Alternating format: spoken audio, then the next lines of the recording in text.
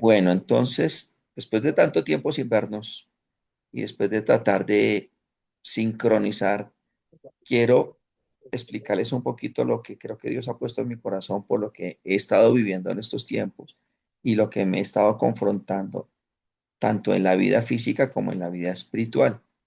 Por eso, la charla de hoy tiene ese título. El título pues realmente es confrontante porque es lo que a ti te parece o lo que Dios establece. Y ahí viene en juego qué es lo que a nosotros nos parece. Hoy en día nos han vendido la teoría del relativismo. La teoría del relativismo sencillamente consta de que no hay verdades absolutas, todo es relativo, relativo a la cultura, relativo a la etnia, relativo al género, y entonces todo sirve, desde que yo no le haga mal a nadie, pero definamos que es hacerle no mal a nadie, que yo como soy bueno, pues no necesito la presencia de Dios porque yo puedo ser muy bueno en mis fuerzas, y nos han confundido mucho con esa teoría del relativismo, que lo que realmente nos aleja es de la presencia de Dios, porque Dios tiene una verdad absoluta, nos plantea una verdad absoluta que Él es el creador y que Él es el soberano sobre nuestras vidas. En la teoría del relativismo, pues no aceptamos eso. Y ahí empezamos a tener conflicto entre las creencias y las doctrinas. Y por eso el título. El título realmente es confrontante porque nos lleva a identificarnos es qué es lo que Dios establece y qué es lo que a nosotros nos parece. Y para eso tenemos que definirnos si estamos dentro de la teoría de la relatividad, donde tomamos una cosita acá, otra cosita allá, otra cosita por acá, sacamos lo que creemos que es bueno y adicionalmente tomamos la Biblia y nos armamos de una teoría relativista, que es lo que se llama hoy en día el sincretismo religioso. Sincretismo religioso llenarnos de teorías de cosas buenas de cada teoría y armando nuestra propia religión. Y con esa nos vamos y creemos que estamos agradando a Dios. Entonces, por eso, una cosa es lo que nos parece a nosotros y otra cosa es lo que Dios establece como su verdad absoluta en la palabra de Dios. Si uno no tiene claro eso, si nosotros no tenemos claro eso y estamos todavía en ese conflicto de situaciones mentales, entonces ahí empezamos a enredar las doctrinas y a tomar la Biblia también de manera relativista. Lo que nos gusta lo tomamos, lo que no nos gusta no lo tomamos. Y nosotros realmente estamos diseñados y creados para ser hijos de Dios, pero como todo buen hijo, tenemos un padre que nos enseña disciplina, que nos enseña obediencia y también nos promete protección, salvación, provisión. Realmente, como no estamos definidos y no estamos teniendo convicciones firmes, eso hace que realmente no seamos ni chicha ni limonada. Y en la Biblia se define como ser tibios. Y en la Biblia también define el Señor que a los tibios los vomitará. ¿Por qué?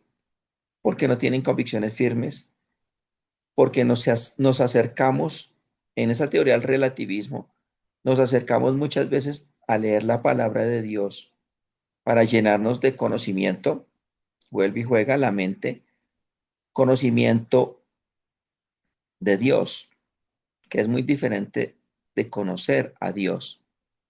Entonces, por eso los planteamientos que dejamos en los versículos van a tratar de enfocarnos un poco en que tratemos de establecer y de definirnos. Si estamos en la teoría del relativismo, pues esta charla no es para nosotros. O si estamos en la cosmovisión de la Biblia, que es donde tenemos que entender que estamos es a la manera que Dios establece, no a nuestra manera. Y tenemos que entender que la Biblia es una verdad absoluta. Y desde ahí tenemos que empezar a entender las promesas que el Señor tiene para nosotros, la identidad que nosotros debemos de tener en Cristo y dejar de ser como veletas que un día están acá, otro día están acá, otro día están abajo, otro día están arriba, porque no hemos definido nuestra posición. Para eso vamos a empezar a entender la mente y el corazón. Si nos damos cuenta, y pueden googlearlo y verificarlo, la palabra mente en la Biblia tan solo se menciona 24 veces. La palabra corazón se menciona más de 800, más de 1000 veces se menciona en la Biblia. Hoy en día la ciencia ha comprobado que la mente no solamente es la única que tiene neuronas. Hay neuronas en el corazón, en el estómago, en cada terminación nerviosa.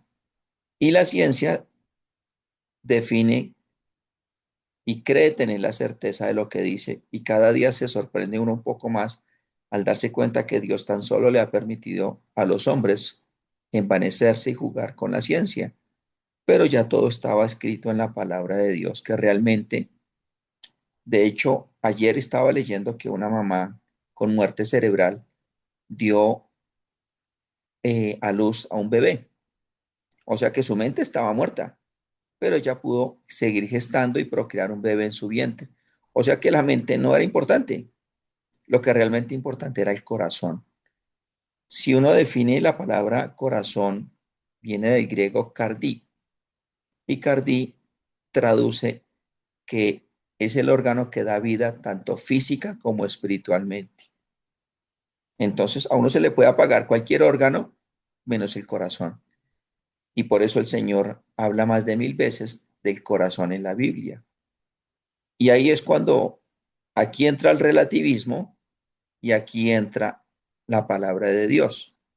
Entonces, tenemos que definirnos y aclararnos por dónde vamos nosotros a caminar en este mundo y tener las doctrinas ciertas y las convicciones firmes y escoger si es de una manera o de la otra, si es de la manera a la que el hombre decide hacerlo o a la manera que Dios establece. Por eso el título del planteamiento de hoy. Y para eso vamos a apalancarnos en qué dice la palabra de Dios al respecto. Vamos a ir a Juan 15:19 en la versión Dios habla hoy. Dice, si ustedes fueran del mundo, la gente del mundo los amaría, como ama a los suyos. Pero yo los escogí a ustedes entre los que son del mundo, y por eso el mundo los odia, porque ya no son del mundo. Entonces, primera aclaración, o estamos en el relativismo del mundo o estamos en la cosmovisión de la Biblia. Si estamos en la cosmovisión de la Biblia, pues ya no somos del mundo. No le pertenecemos al mundo y estamos bajo la doctrina de la verdad absoluta que es el cuidado del Señor, la provisión del Señor y las promesas del Señor. Pero asimismo estamos sujetos a obediencia, los planes que el Señor tiene para nosotros. Y por eso les colocaba, no lo coloqué aquí en la charla, pero sí lo coloqué en el WhatsApp del grupo, que dice que nosotros no estamos diseñados para estar como ruedas libres y separados de la creación de Dios. Por eso el Señor nos dice en el versículo que nuestras mejores obras separados de Dios son como trapos de inmundicia. Y en Juan 15:5 dice que las únicas obras que valen son las que hacemos para la gloria de Dios, porque separados de la vid no podemos dar fruto. Entonces, si se dan cuenta, nosotros, los hijos de Dios, los que escogimos el camino de la cosmovisión de la Biblia, de la verdad absoluta, debemos caminar en esa verdad, reconociendo que tenemos un Salvador y un Dios soberano al cual debemos sujetarnos para ser testimonio en obediencia, y que los planes de Dios son de lejos mucho mejores que los nuestros. Aquí es donde tenemos que tener convicciones firmes. En el caso mío, yo siempre he puesto en práctica que en mi devoción al diario y en la intimidad con Dios, siempre pongo en la oración mis planes, mi agenda, hasta mi manera de vestir o lo que voy a comer o al restaurante que voy a ir. Porque siempre confío en que mi Padre Celestial tendrá un mejor plan, si tiene un mejor plan o una mejor agenda para mi día. Entonces ahí entiendo que una cosa es lo que yo quiero hacer y otra los planes de Dios. Y no me amargo o no me frustro porque no se dio ese plan o no se dio ese agendamiento. En el mundo, ¿qué vamos a tener? En el mundo nos van a llamar mediocres, resignados, cobardes, en el mundo. pero para nosotros será confianza, dependencia y obediencia. Entonces, podemos vivir frustrados y amargados si estamos en el relativismo o en la cosmovisión del mundo, o podemos vivir plenos, satisfechos con gozo y deleite si caminamos en la cosmovisión de la Biblia. Vamos a compartir otro fragmento de la palabra de Dios en Corintios. Primera de Corintios 1, del 19 al 21, en la versión Dios habla hoy. Como dice la escritura, haré que los sabios pierdan su sabiduría y que desaparezca la inteligencia de los inteligentes. ¿En qué pararon el sabio y el maestro y el que sabe discutir sobre cosas de este mundo? Dios ha convertido en tontería la sabiduría de este mundo, puesto que el mundo no usó su sabiduría para reconocer a Dios donde Él ha mostrado su sabiduría. Dispuso Dios en su bondad salvar por medio de su mensaje a los que tienen fe, aunque este mensaje parezca una tontería. Entonces, lo que les decía al principio, mucha gente lee la Biblia para conocer de Dios. Nosotros debemos leer la Biblia para conocer a Dios. No se trata de que nos llenemos de conocimiento de Dios. Se trata de que nos llenemos de la experiencia de Dios. Es diferente.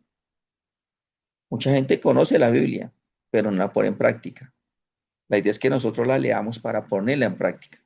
Ahí viene la diferencia entre la mente y el corazón. Nuevamente, ya les dije, podemos vivir con muerte cerebral, pero no con un infarto cardíaco. Por eso el Señor siempre habla del corazón y del poder que le da el corazón. Por eso la importancia de la convicción de leer la Biblia como un libro de poder, no como un libro de historia. Hay mucha gente que lee la palabra de Dios para llenarse de conocimiento de Dios, que es muy diferente de conocer a Dios. Eso es una experiencia. Y por eso, gracias a Dios por las aflicciones que nosotros, todos los que estamos aquí, hemos vivido. Porque esas aflicciones nos han llevado a caminar por el desierto. El desierto en hebreo tiene una raíz muy diciente y esa raíz lo que traduce es que es un lugar donde el Señor lo lleva a uno para encontrarse con uno. Esa raíz quiere decir es un lugar donde tú te encuentras con Dios. Entonces, por eso, gracias a Dios por las aflicciones y porque nos ha llevado a arrodillarnos y a mirar al cielo. Hay mucha gente que en las aflicciones no mira al cielo y no busca la palabra de Dios. Por el contrario, su corazón se cauteriza y se endurece y busca respuestas en la Pachamama, en el universo, en los coaching, en los empoderamientos que ofrece la vida y deja que su mente sea la que lo gobierne. Pero eso tan solo les dura un tiempo, porque el que tiene las respuestas definitivas es el Señor a través de su palabra y las promesas del Señor son eternas y son ciertas. Por eso es que nosotros tenemos que definirnos en que es la palabra un libro cierto de poder y de verdad. Y pedirle al Señor en nuestras oraciones que nos llene de esa convicción, porque Dios es soberano y es todopoderoso. Dios no es una receta o un ingrediente más en una fórmula en nuestras vidas. Dios no es una añadidura para nuestras vidas. Dios lo es todo y es soberano.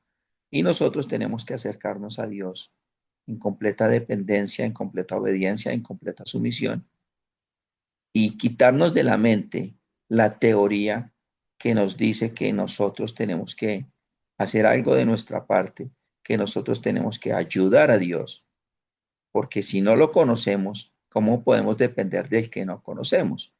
Entendiendo que Dios es infinitamente amor por sus hijos, pero así como nos ama, nos disciplina.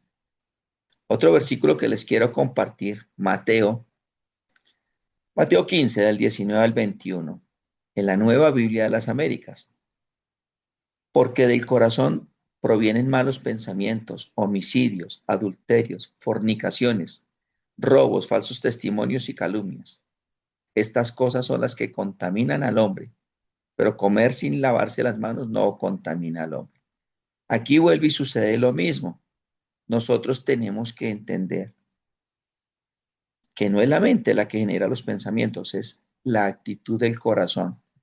Y en la actitud del corazón es que nos vamos a dar cuenta que nosotros tenemos la definición de qué es lo que queremos hacer, de que cuál es la actitud que nosotros queremos tener. Entonces, que eso es lo que el corazón quiere que hagamos, es lo que dictamina las decisiones de nuestra mente. Y ahí es donde tenemos que pedirle ayuda a nuestro Creador, que nos ayude a tener esa convicción, ese discernimiento, esa revelación, porque justamente nosotros no tenemos la verdad revelada, ninguno la tiene, porque Dios no permite que algún ser humano se ensoberbezca diciendo que tiene la verdad absoluta. La verdad es Dios, la verdad es la palabra, pero la revelación que da Dios a través de la palabra es para cada uno de nosotros. Nosotros podemos leer un versículo, pero a cada uno Dios le da una revelación diferente, dependiendo de la necesidad que tenga. Por eso es que tenemos que tener claro que no podemos estudiar a Dios de manera mental, de manera del corazón, pero ¿quién es el que habla del corazón? El Espíritu Santo de Dios. De ahí la importancia que nosotros tenemos que entender que la transformación de la mente, en las 24 veces que la Biblia habla de la mente, habla de la transformación de la mente, de la renovación de la mente, de la manera de pensar. Y siempre habla es que a eso se logra no en las fuerzas humanas, se logra a través de la presencia del Espíritu Santo de Dios. Y esa presencia del Espíritu Santo de Dios se logra cuando nosotros, por fe y por convicción, reconocemos que Jesucristo es Dios hecho hombre que vino al mundo por nuestra salvación. Es el único intercesor, el único mediador y el que nos da acceso directamente a Dios Padre Celestial. Mientras no tengamos ese reconocimiento en el corazón, la presencia del Espíritu Santo no estará en nosotros y por ende la Biblia será un libro de historia, más no un libro de poder. Por eso la Biblia habla tan innumerablemente del corazón y habla de la mente, pero que la mente de nosotros tiene que ser transformada, tiene que ser rediseñada. Entonces, ahí, en ese contexto, cambia profundamente la lectura de la palabra de Dios y deja de ser un libro de historia para ser un libro de poder. Y ahí es cuando entendemos que nosotros no vamos a vivir en la vida como a nosotros nos parece, sino vamos a vivir en la vida de acuerdo a lo que Dios establece.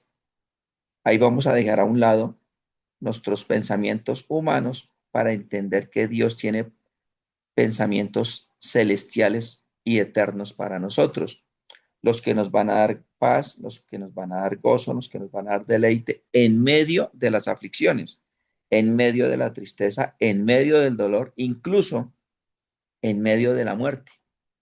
La gente cree que muchas veces uno ora para que este o aquel se sane. No, si esa no es la voluntad de Dios, no se sanará, pero nos dará la paz de que esa persona irá a la presencia de Dios. Y eso nos va a dar gozo y nos va a dar deleite porque vamos a encajar en la soberanía de Dios. Nosotros no oramos para que Dios nos conceda milagros como un Buda, que uno va y le soba la barriga a un Buda y le pide los deseos. Ese no es nuestro Dios. Por eso cuando nosotros intercedemos y oramos, tenemos que aclarar ante cuál Dios estamos orando. Porque en la teoría del relativismo han llegado al desparpajo de decir que nuestro Dios, Padre, Hijo y Espíritu Santo, es el mismo Dios del Hare Krishna, del sintoísmo, del hinduismo, del budismo, del islamismo. No es el mismo Dios, porque el único Dios que se hizo hombre para venir a la tierra fue Jesucristo. Los demás no tienen eso.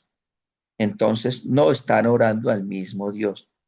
Nosotros debemos enfatizar a qué Dios vamos a orar, a qué Dios vamos a pedir y dejar la claridad de que este Dios que se hizo hombre y vino a la tierra en la humanidad de Jesucristo, ese es nuestro Dios y a ese vamos a orar. Ahí vamos a tener las convicciones firmes y vamos a tener las verdades absolutas y no vamos a entrar dentro de la teoría facilista del relativismo.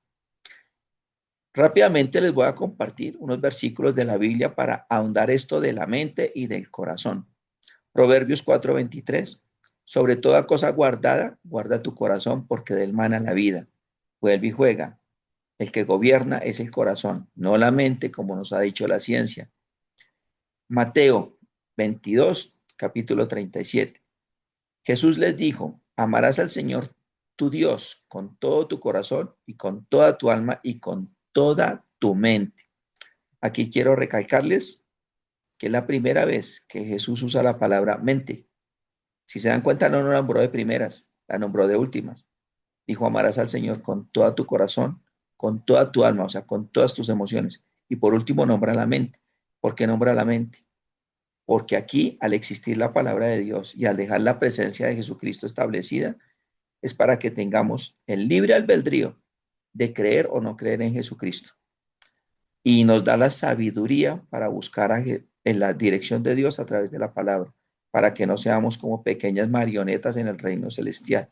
Por eso ahí Jesús toca el tema de la mente, para que con la mente y nuestra sabiduría que Él nos dio, podamos tomar en el libre albedrío la decisión de buscar y de reconocer a Jesucristo como el único intermediario e intercesor para llegar a la presencia de Dios. Los últimos versículos, Efesios, Efesios 4, del 18 al 19. Miren cómo define la mente el Señor. Tienen la mente llena de oscuridad, vagan lejos de la vida que Dios ofrece, porque cerraron la mente y endurecieron el corazón.